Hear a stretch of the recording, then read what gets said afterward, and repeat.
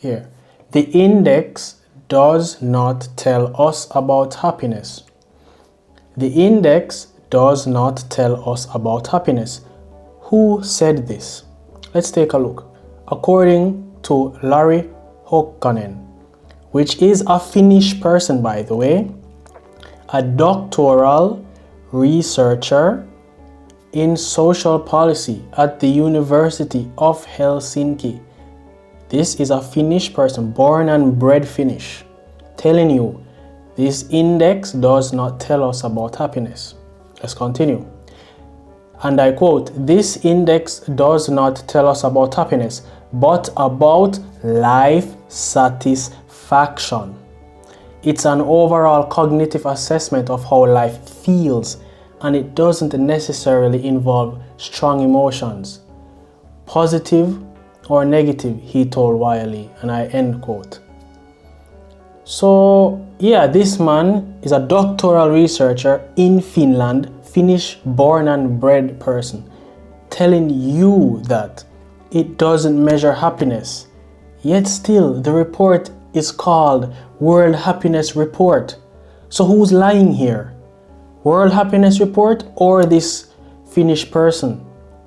I think it's the report. I think the terminology is wrong. It should be called World Satisfaction Report. You have proof right here. A doctoral researcher in social policy is telling you the index does not tell about happiness. Let's continue. But for sure it does involve how you are doing mentally as well, because you can't be in a bad state of mind and be happy. Like, you just can't.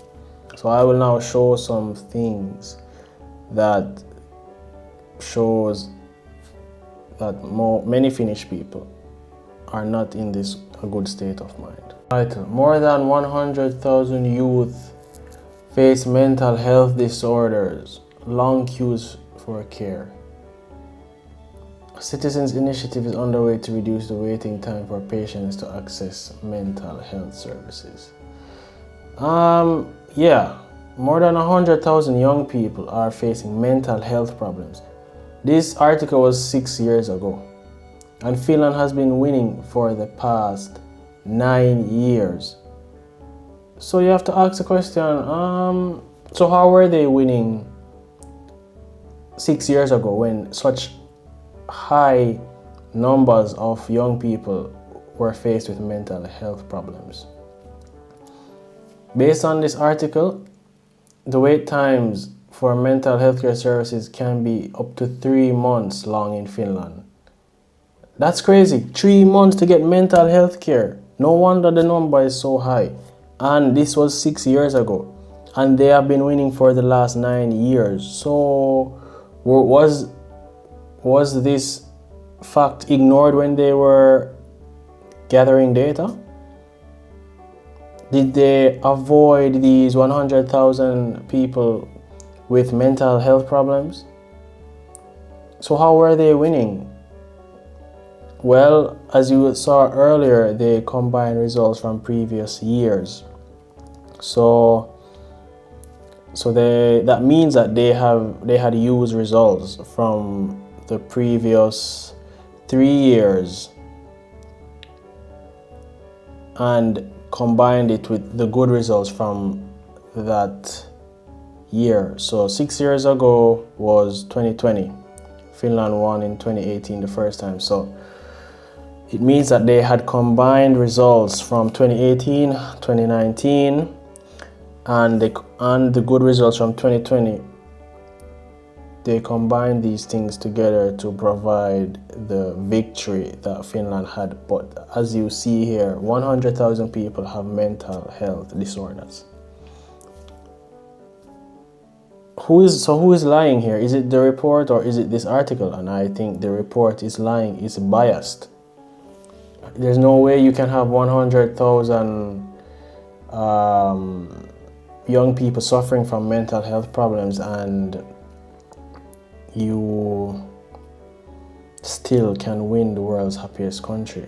Like, how can you win that title?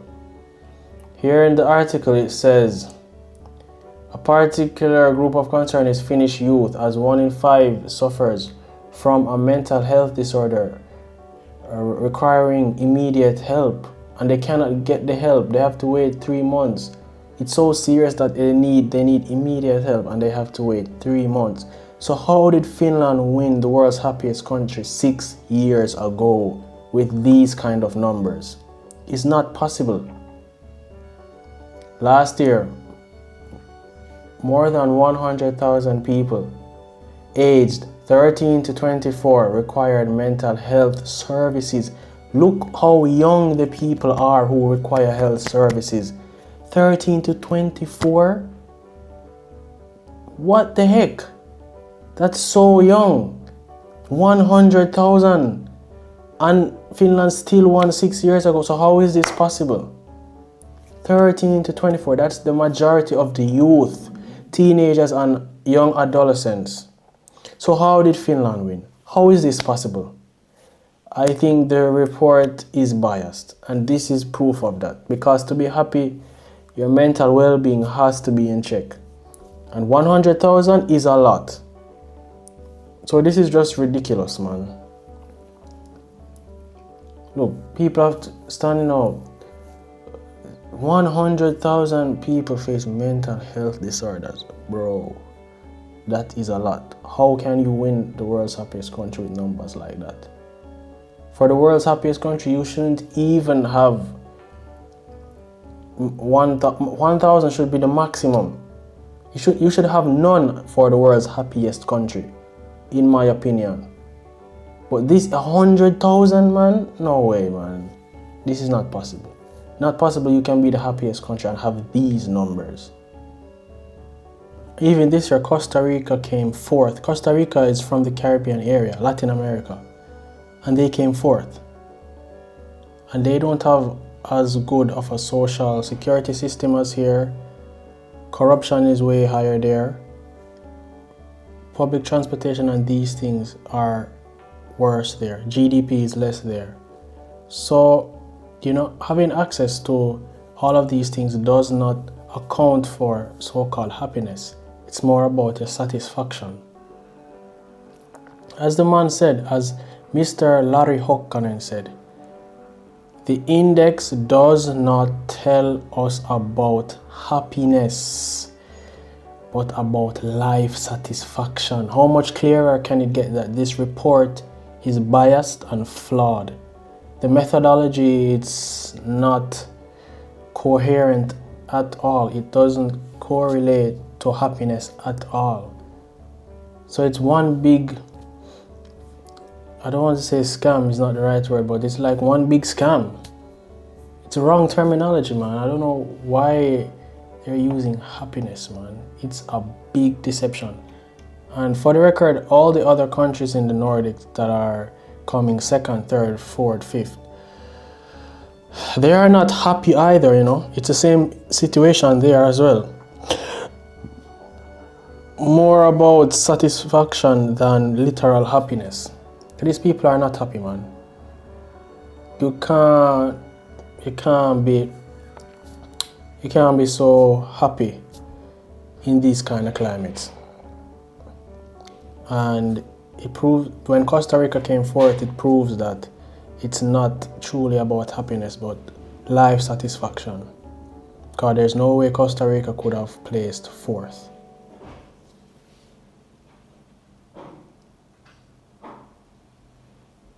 Asked, when did Finland first win the title for the world's happiest country? Here it says, Finland first won the title of the world's happiest country in 2018. True. Since that win, Finland has managed to hold on to the #1 spot for 9 consecutive years, including in the most recent 2026 World Happiness Report. And then it goes on to list the countries who have won in previous years, such as Denmark, Switzerland, Norway. And it says, why does Finland keep winning? And according to reports, Finland's happiness isn't necessarily about constant smiling or high energy joy. It's instead measured by life evaluation, essentially, how satisfied people are with the structure of their lives. So if it's based on that, why is it called the World Happiness Report? Why isn't it called the World Satisfaction Report? Why? So, it's so flawed. The terminology that they're using, it's misleading. As you can see here for yourself. It's very misleading. So why not call it the World Satisfaction Report? So the key factors: high level of trust, social safety net, proximity to nature, personal freedom. These things are what help to explain why Finns evaluate their lives as so high, which is completely understandable. I've lived here for 5 years and I understand why they would give such high marks for life evaluation, but this does not capture the happiness of the people. Of course, happiness involves positive emotions. It involves things like smiling and all of that. Of course it does. Don't deceive yourselves. Like, these people are somehow trying to, twist the definition of happiness to fit their report. So I started to dig a little bit deeper. So since Finland first won in 2018, I wanted to know, how was happiness defined by these people in 2018? And in 2018, they also used the country ladder, which was asking how good your life is on a scale of 0 to 10. But in 2018, the focus was external and communal. So in 2018, the report was heavily focused on environment and social structures. The theme was mainly on migration. Happiness was defined by the quality of the society you lived in. If you move from a low happiness country to a high happiness one, you generally rose to match the locals. Okay, that's subjective, and the key drivers: so GDP, life expectancy, social support, freedom, generosity, absence of corruption.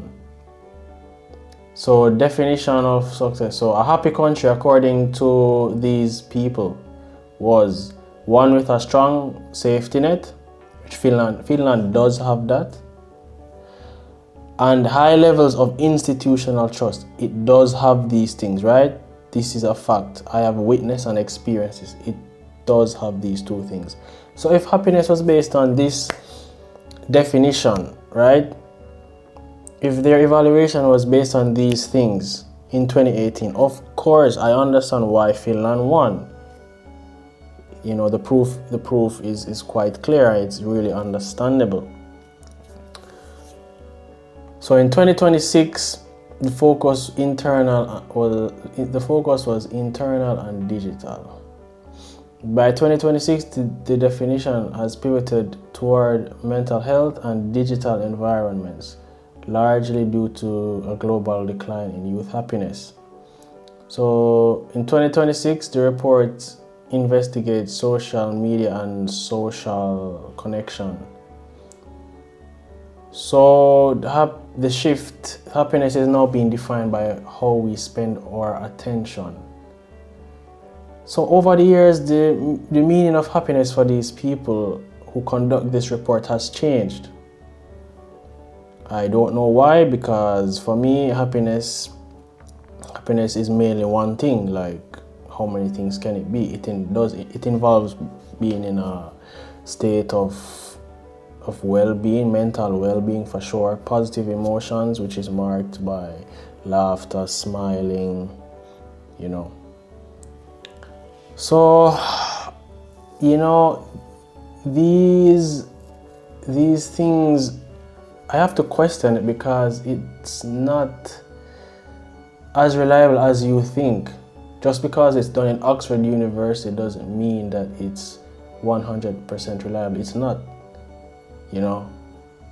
So it's crazy. So yeah, these are some things that I found within the report itself that are completely flawed and just not an accurate way to measure happiness, man. This is more about satisfaction, as you saw for yourself.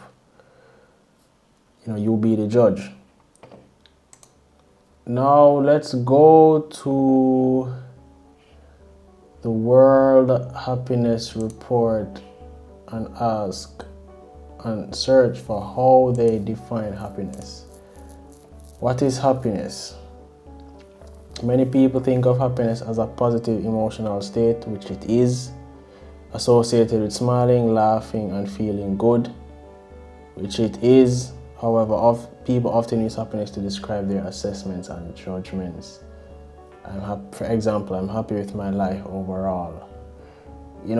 I really think people also use the word happy loosely. In this context, I think it should be more, I am satisfied with my life overall. I can give you an example too, like having a high score in this report though doesn't correlate to happiness, like true happiness, because